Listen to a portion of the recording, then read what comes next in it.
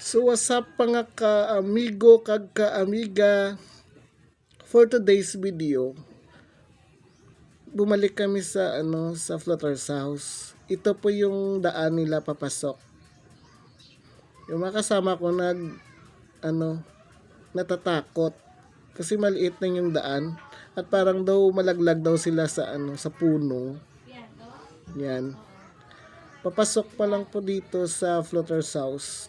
Yan, ito na yung daan papuntang Flutter's house. Yan guys.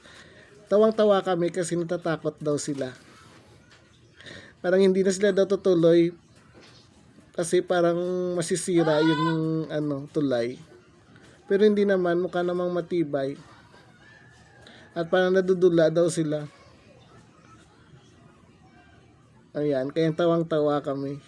Kasi matanda na yung mga kasama namin. Ayan pinauna na lang namin kasi parang natatakot daw sila.